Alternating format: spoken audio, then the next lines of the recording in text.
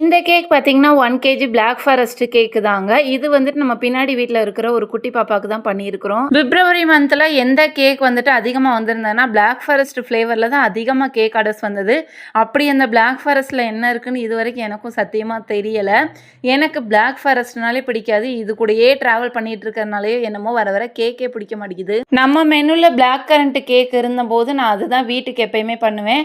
இப்ப மெனுல இருந்து அந்த ஃப்ளேவரை எடுத்தனால, இப்ப எப்பயுமே வெண்ணிலா மட்டும் தான் பண்ணுவேன். அதுவுமே சாஸ்திரத்துக்கு கொஞ்சோண்டி சாப்பிடுவேன். மத்தபடி பசங்க எல்லாருமே சாப்பிட்டுப்பாங்க. இவங்க வந்துட்டு எப்பயுமே நம்மட்ட கேக் ஆர்டர் குடுக்க போம்போது கேட்கறது ஸ்பாஞ்சில வந்துட்டு எதுலயுமே நீங்க ஃபுட் கலர் சேர்த்துறாதீங்கன்னு சொல்லிட்டு, நானும் சொல்லுவேன் ரெட் வெல்வெட் கேக் தவிர நாங்க ஸ்பாஞ்சில எதுலயுமே நான் ஃபுட் கலர் சேர்க்க மாட்டேன். அந்த கோகோ பவுடர்ல என்ன கலர் இருக்கோ அது மட்டுமே நான் எக்ஸ்ட்ரா எதுவுமே கலர் சேர்க்க மாட்டேன் அப்படின்னு சொல்லுவேன். அதனால தான் நான் பண்ண கேக்குக்கும் பேக்கரியில வாங்குற அந்த பிளாக் ஃபாரஸ்ட் கேக்குக்கும் அதில் உள்ள ஸ்பாஞ்சுக்கு ரொம்ப டிஃப்ரெண்ட்டாக இருக்கும். அது ரொம்ப டார்க் கலரில் கருப்பாக இருக்கும். அது எப்படி தான் கொண்டு வரானுங்கன்னு தெரில. நெக்ஸ்ட் இந்த கேக்குக்கு வந்துட்டு ஐசிங் முடிச்சுட்டு மேலே கனாச் வச்சு கோட்டிங் கொடுத்தாச்சு, ட்ரிப்பிங்குமே கொடுத்தாச்சு. இப்போ பார்த்தீங்கன்னா கார்னிஷுக்காக நான் வந்துட்டு சாக்லேட்டை ஏன் இப்படி எத்தலமா ஊற்றிருக்கேன் அப்படின்னா, கரெக்டாக அதே அளவுக்கு ஊற்றினோன்னா அது வந்து ஒடிஞ்சிட்டு வந்துடுது.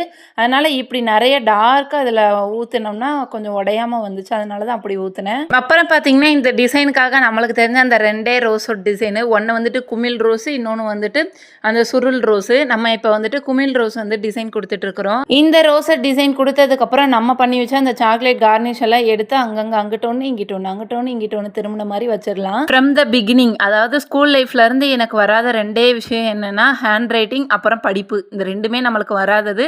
ஏதோ தத்தி முத்தி பாஸ் ஆகி ஒரு காலேஜ்லேயும் போய் ஒரு டிகிரி வாங்கி முடிச்சாச்சு. இத்தனை நாள் பார்த்தீங்கன்னா டாப்பர் வச்சே ஓபி அடித்த நம்மளுக்கு வந்துட்டு ஹாப்பி பர்த்டே எழுதுறதுக்கு எத்தலமா வந்துச்சு. அதனால நான் ஒரு குட்டி பிளேட்டை கவுத்தி அது மேலே எழுதி ஃபஸ்ட்டு ப்ராக்டிஸ் பண்ணிவிட்டு அதுக்கப்புறம் வந்துட்டு நான் கேக் மேலே வந்து எழுதினேன். நான் வேற ஒரு வெப்சைட்டில் வந்து டாப்பர் வந்து ஆர்டர் போட்டிருக்கேன். ஆர்டர் போட்டு இன்னும் 1 வாரம் ஆயிடுச்சு, இன்னும் ரிசீவ் ஆகலை.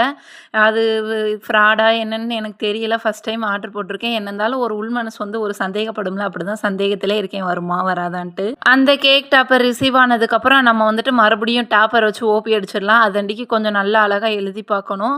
இல்லைன்னா அப்படியே கை வந்து டச்சு விட்டு போயிடும். கரெக்டாக அந்த ஹாப்பின்னு எழுதுறேன்ல, அதுக்கும் அந்த ரோசட் டிசைனுக்கும் நடுவில் பார்த்தீங்கன்னா ஷைனிங் அடிக்குது. நான் ரொம்ப நேரமாக ஊற்று பார்த்துட்டு இருக்கேன். என்னடா சம்மந்தமே இல்லாமல் கேக்கில் வெள்ளைன்னு ஏதோ பட்டிருக்கு, இப்போ தான் கவனிக்கிறோம் வாய்ஸ் கொடுக்குறப்ப அப்படின்னு சொல்லி பார்க்குறேன். இந்த மாதிரி சாக்லேட் கனாச் வந்துட்டு பளபளனாக என்ன பண்ணேன்னா கொஞ்சோண்டி வந்துட்டு பட்டர் எக்ஸ்ட்ரா சேர்க்கணும். அப்படி சேர்த்தா தான் இந்த மாதிரி பளபளன்னு இருக்கும். கொஞ்சோண்டி ஒயிட் சாக்கோ சிப்ஸை தூவி வந்து கேக்கை டெக்கரேட் பண்ணிவிட்டு கேக் ரெடி ஆயிருச்சு. ஓகே ஃப்ரெண்ட்ஸ், இந்த வீடியோ உங்களுக்கு பிடிச்சிருந்தா லைக் பண்ணுங்கள், கமெண்ட் பண்ணுங்கள். மறக்காமல் நம்ம சேனலில் சப்ஸ்கிரைப் பண்ணாதவங்களா கொஞ்சம் சப்ஸ்கிரைப் பண்ணிடுங்க. Tata bye bye, see you again.